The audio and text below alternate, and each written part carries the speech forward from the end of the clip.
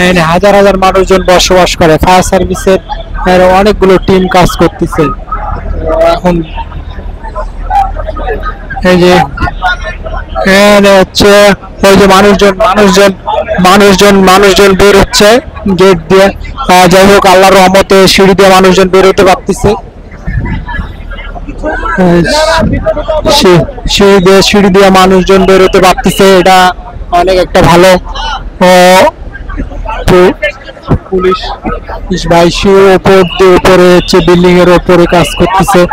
তো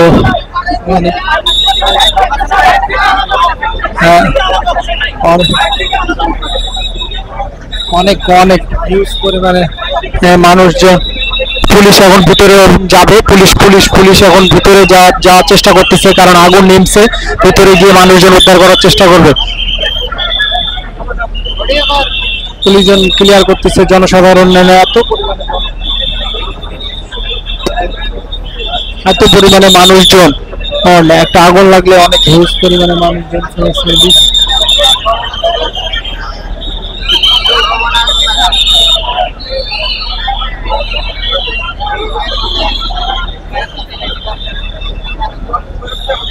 পাশের বিল্ডিং এ আগে হচ্ছে কিছুদিন আগে বিল্ডিং এ লাগছিল, যা হচ্ছে 50 থেকে 60 জন মানুষ মারা গেছে, সেই খবর আমরা পাইছি। আর এখন ঠিক পাশে সিরাজ সেন্টারে আগুন লাগছে, উদ্ধার অভিযান চলতেছে। শেষ পর্যন্ত হতাহত হয়েছে কিনা আমরা এখনো খবর পাই নাই।